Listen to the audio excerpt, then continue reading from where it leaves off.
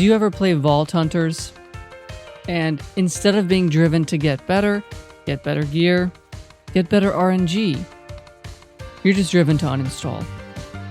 Or maybe you die in the most unavoidable way, like a skeleton firing an explosive arrow into the TNT that's beside you, and the whole room has TNT everywhere. Or maybe the vault decides to give you every imaginable negative modifier in a vault, along with locked and 6 obelisks. And now you're forced to face reality that this game is all RNG and that no amount of effort means anything at all, and that all of your blood, sweat, and tears will one day come crashing down inevitably to an endless pit of suffering and misery. Hi. Sorry for the technical difficulties there. Now, if you're just trying to play more casually, I may have some config options that you may find appealing. But before then, if you don't know by now, you can call me Zoofy, Zuffy, Zoofi, or Zoof, and this is Zoofology. So here are all of the adjustments that I've made to the config, and I call it more of a casual config. You've got grind, stress, multiplayer, and bug fixes. So grind. It's going to increase the rate at which you get loot, get gear, and get ores basically, right? Also, it's going to make getting Paxels a little bit less painful, like enhanced Paxels, so that you're not constantly just getting minus 3,000 durability on your Paxel. And the biggest takeaway here is the decoration mod change. Instead of requiring knowledge points, decoration mods will require skill points. Yeah. So you can use 6 skill points, and then everything will cost, most things are going to end up costing 1 knowledge point, but as you start unlocking things, they're still going to increase like they normally do. So for stress, the vaults can be stressful. Being in the vault and looking for 6 obelisks with a whole bunch of mobs everywhere in less time, that can be very stressful. Another thing that's stressful is dying, being concerned about dying, or someone in your party dies and you were having a great vault, right? And now you lost everything. Anyways, I have a data pack that's going to allow you to trade for Phoenix crystals. So you'll trade a normal crystal for a Phoenix crystal, and then you can catalyze that as normal. Now, multiplayer adjustments. Go ahead and skip this if you're not on a multiplayer server. But more co-op chests and vaults, ability to teleport to other players, that can be exploited. So be careful about adding that. It's a data pack as well. So teleporting to another player, you could do that out of the vault to get into the vault, which is obviously kind of an exploit, so I don't suggest doing it. Maybe just set some ground rules for your server and whatnot. Or if you want it to be that casual, go for it. Because me, I just want to play this pack as long as I can and have fun for as long as I can. I don't know if I plan on finishing it fully. As for bug fixes, this is only for people who are going Ward. Specialization, it's level 75. It allows you to eat Cobalt, Jade, and Pixie apples with Ward. Down in the description, I have a link that is going to bring you to this page. This is the Vanilla Tweaks data packs.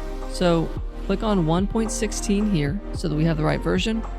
Now, if you do want the teleportation between players, then you're just going to get this. And if you want /back as well, which could cause problems with like teleporting to your last death location, but I believe you can disable that. So go ahead and select that as well if you want it. And now come down here and custom villager shops. You can select this as well.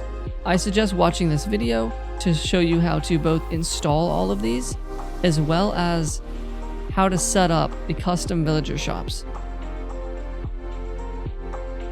With our data packs installed, we can head to Google Drive. From here, we're going to download and install our casual configs. In the description is a link to the Google Drive, and this is going to bring you here.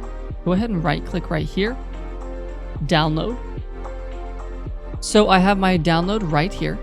I'm going to go ahead and extract all. I'm going to come in here, and here's all of the files that I need. Now, if I'm on a server, I'm going to come right, or if I'm in single player, sorry, I'm just going to come here, open folder, and we're just going to drag all of these into our config, vault, drag and drop all of these right here. Replace the files in the destination. I'm going to do that. Now, if I don't play in single player, but this is for the server, then you're going to do the same thing, but for your server files. It's going to be the exact same directory. Next up, I'll go ahead and show you how to set up a villager trading shop.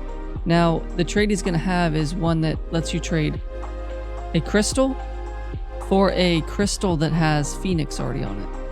So I'm going to grab a chest, and fun fact, if you didn't know, you can crouch and click on this right here to bring up JEI so that you can actually access it and pull stuff.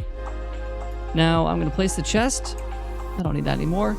And now I need some crystals. 2, actually, for what I'm trying to do at least. So one of these, I'm trading this crystal for whatever's in this slot. Actually, if I did this, I'd be trading a crystal and a double compressed block of diamond. But I just want a crystal for now. So I'm going to go ahead and here's a command right here. Vault crystal, add modifier, Phoenix. I'm going to add this right here. So now I'm trading a normal crystal for a Phoenix crystal. And you can do something like this if you want.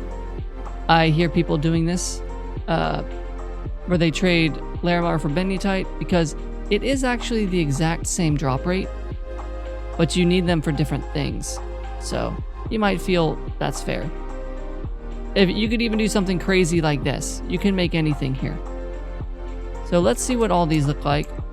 Let's actually show that you can do 2 items, or we'll do like this.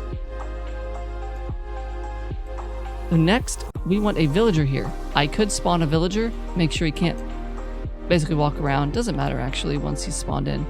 But I want mine just to stand here and do nothing else. So I'm going to use this command, which will basically set it to right here. It's going to have no AI. Villager with no AI. And from creative mode, if you're not in creative, you can hold F3 and press F4 to toggle the different modes and crouch. Since he's on the chest, he's going to get those trades. And I can actually come through here and modify it. And it did adjust it. It took the silver out. Now, if someone comes through and cycles his trades, which they can, and they can mess the whole thing up, you're just going to have to come back to this chest, put the stuff back in the right order, and crouch again. Now, keep in mind, you don't need this chest here for him to continue working. I leave the chest there just so that if someone does come through and mess it up, I can set things back how they need to be. But I don't keep the items in there because someone could just walk up and take it or whatever, right? That's how I want it though for my server. Well, that is it, and that's all that I have. Now, I really hope that these config options and changes help someone out there, because if anyone's like me, they just don't have a lot of time to be able to put into this, or maybe they do like to play other games on top of Vault Hunters, and you can't really dedicate, you know, a year of time or whatever. So hopefully this will be something that people can use, and yeah, be sure to subscribe so that you can see what's coming up next in my SMP, and see ya.